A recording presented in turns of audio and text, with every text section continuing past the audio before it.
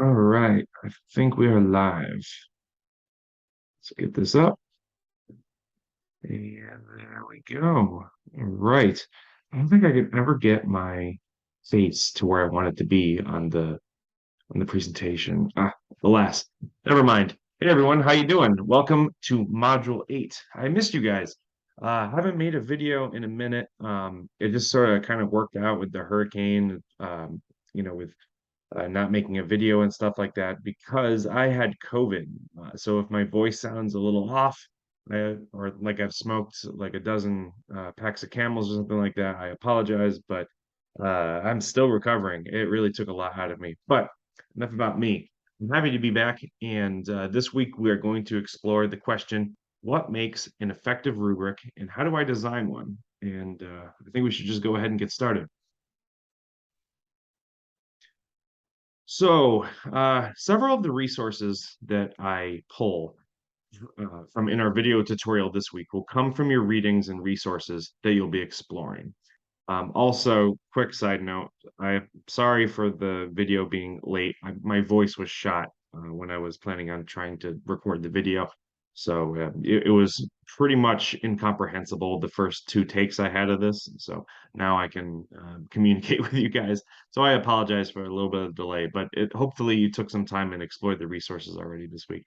I already saw that some people have already posted their drafts, which I appreciate and I've looked through.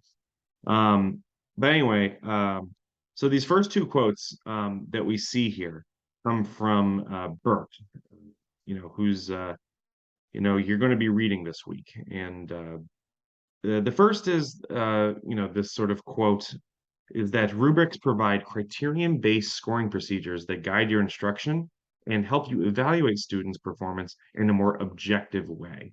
So you probably already know that, at this point, but one key thing that I want you to take from this is the fact that it's going to be criterion based. Okay. The next is that through rubrics, they enable teachers to distinguish between different levels of quality and performance in the products. So let's dig into these two ideas of criterion based and differences in quality, levels of quality and performance in products. So the chapter talks about three different features of rubrics that are very important for us to hone in on. The first are these evaluative criteria, and these are the factors that are going to be used in determining the quality of a student's response. So let's say you're a social studies teacher, all right, and you're asking students to present an argument using primary sources of historical data. One of your criteria, the criterion, might be the use of primary sources of data. And within that, you want to be able to provide a rubric that helps your students understand qualitatively the differences in their performance so that they can do on that criterion. So, for example, on one end of the spectrum, perhaps a student is showing mastery in using this primary source of a variety of primary sources that are appropriate for supporting their arguments. Although in the other end of the spectrum, perhaps the student is not providing any primary sources at all. Somewhere in between that, the high and low might be a student that is providing primary sources, but they're not really appropriate for the arguments that they're making. These would be three examples of qualitative differences in the student's performance on that criterion. And then the next one is whether or not you're going to create a holistic or analytic approach to the rubric itself. And we will take a look at that in the next example, which is something you've worked with directly this semester. So a bit to take in with the annotations, but you can see the screenshot that is of the assessment observation assignment rubric. Now, there are more than two sections to that assignment, but in these two here, we can see that in section A and in section B, we can see that they're worth a maximum of 25 points for 30, and for B, those 25 points are, are for spread out into which criterion your instructor is perhaps looking at. So perhaps the criterion is the pre-lesson information that you're asked to provide. Um, you were asked to provide like a range here. So, let's do that. These are your evaluative criteria. You can see that on the top. The pre-lesson information, the clarity, the observational notes, and the relevance of the evidence provided. So you can see there in purple, again, the qualitative differences for evaluative criteria. Now, Heda and I call them the range, but they're also in your book descriptors. Um, and there's several different ways that you can talk about this. But what you can actually see here, let's say for the observation notes, um, sorry, I'm just trying to keep up, looking back and forth on my screens. So for the observation notes, the range goes from descriptive notes that are recorded throughout uh, all of what or all of 4 segments of the lesson, which would give you the maximum 15 points. And then all the way to the other end of the spectrum, there is no valid attempt to be made. Um, no attempt made was to provide to them. So you can see here that this is an example of a qualitative range of qualitative differences in the evaluated criteria. Sorry for the jumble of words in the middle there. It's kind of hard to explain sometimes, but hopefully this provides a sort of an adequate example of qualitative differences in evaluative criteria, and it just being and it's just being present, the notes present, and they're addressed for all portions. So on the other hand, you can notice that there's qualitative differences based on the quality of the response. So there again, all the way on the 15 out of 15 point side of things would be the evidence and the notes that you provide directly pertain to the criteria for each lesson section. All the way to the other side would be no valid attempt would be made again. So here you can just see that this is an analytical scoring approach because it's going criterion by criterion, right? Um, in the resources. Okay.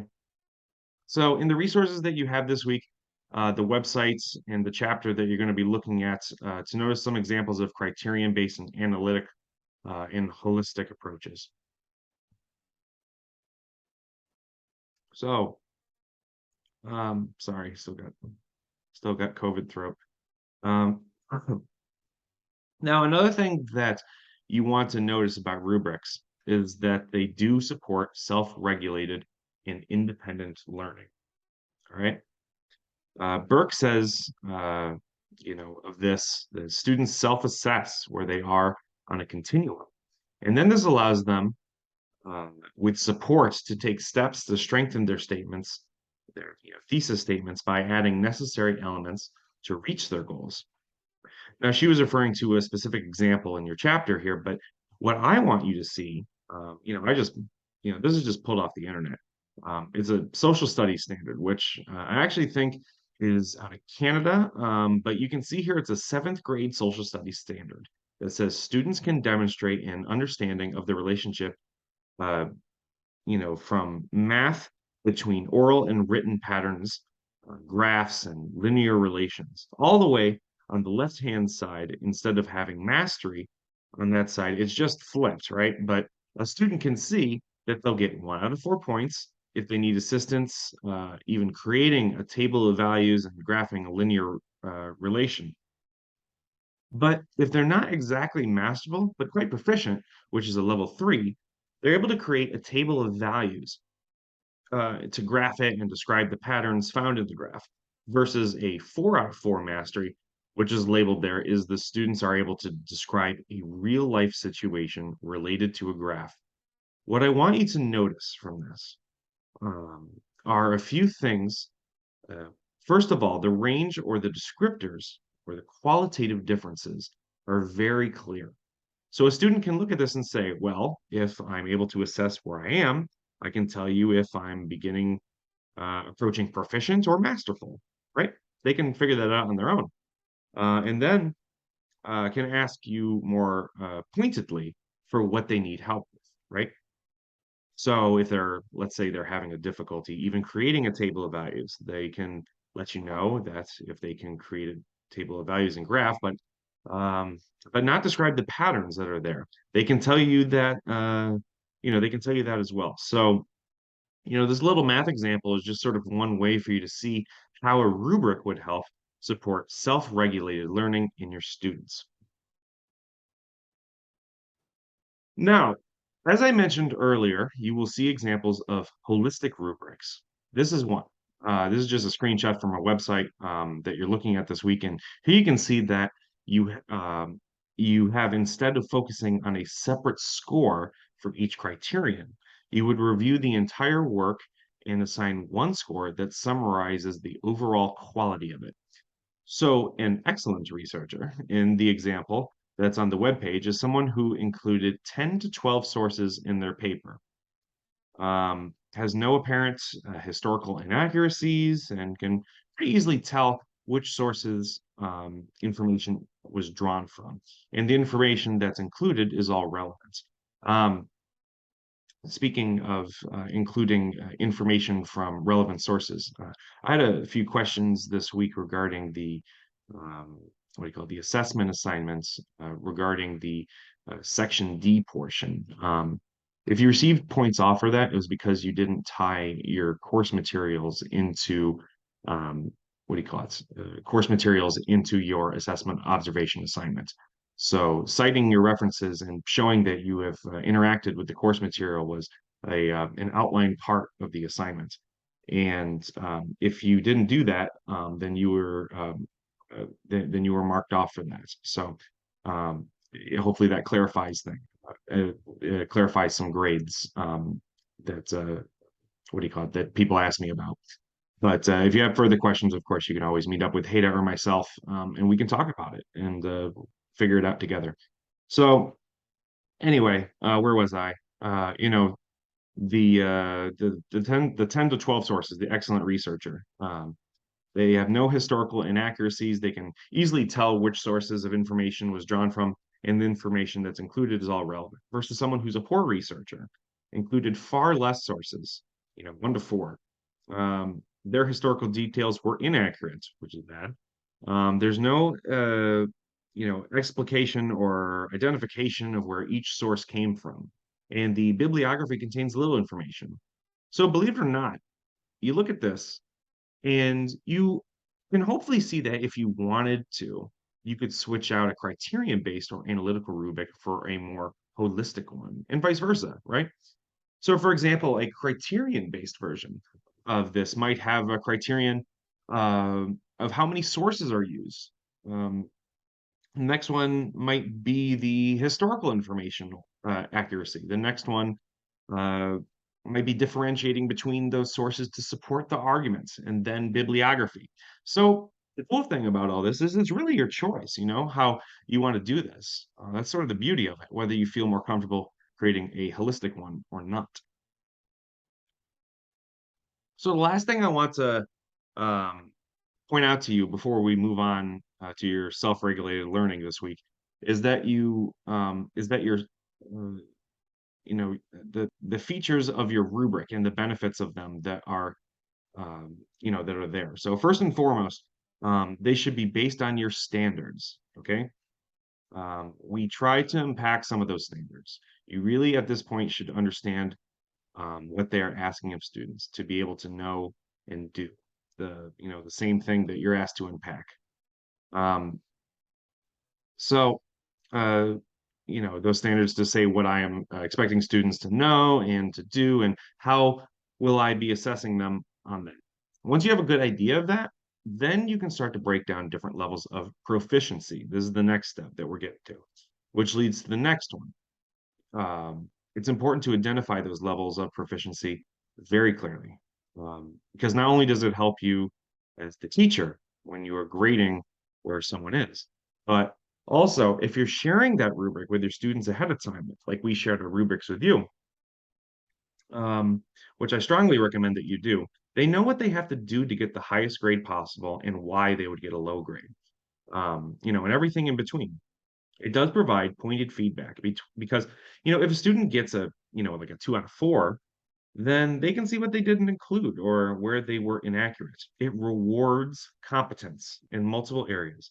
So you might want to add some criteria that deal with creativity or speech. This is all completely up to you. And as I mentioned in the last slide, it promotes self-regulated learning. All right. So let's stop sharing the screen so I can talk directly at you guys. All right. So here's what you need to do this week. Okay. Thank you for lasting this long into the video. I know it's kind of a long one. So the first thing I want you to do this week is continue where I just left off and read the chapter from Burke. Okay. Don't worry, it's a pretty easy and quick read, but there's a lot of really, really good, juicy information in there. Likewise, the same thing for exploring the Rubrics website. Okay. In the module, you can find that. Lots of good information there about how to create holistic and criterion-based or analytical rubrics themselves. Um, Also, a little note, I believe it's on the top of pages 9199 and 200. That's in Burke. Take a look at that. You're basically looking for a checklist of what should be included. I probably have the pages wrong, but you're looking for a checklist of what should be included in a rubric. It spills out on the 2 pages, but you'll see it. It should be pretty obvious. So some dates. They're all in the in the Canvas shell, but I just want to reiterate them really quickly. Your rubric draft must be uploaded to the discussion page by midnight Thursday, October 13th. Okay. This camera is getting out of focus here. Let me stop and start it. Okay, there we go. Feedback must be given to 2 colleagues on this discussion page by Sunday, October 16th. Your final revised rubric must be uploaded with the rest of the rubric design and implementation assessment by midnight, Sunday, October 23rd. So to reiterate, draft by October 13th, feedback to 2 colleagues by Sunday, October 16th, and the final revised rubric is Sunday, October 23rd, right? So for the next 11 days, it's all about rubrics. So again, thank you for putting up with my uh, with my slightly less than tip-top performance this week in the video. It's been really hard recovering from COVID. It feels like sometimes when I read things, it just information doesn't process. So I thank you all for bearing with me. If you have any questions about the assessment assignment, I'm happy to help. Just set up a meeting anytime. I welcome the human contact after being locked away like a dungeon prisoner for for 2 weeks. But have a wonderful week, you guys. Thank you all for what you do and hang in there. We want this to be another valuable week for you. We know you're really working hard, and it shows. So have a great week, guys.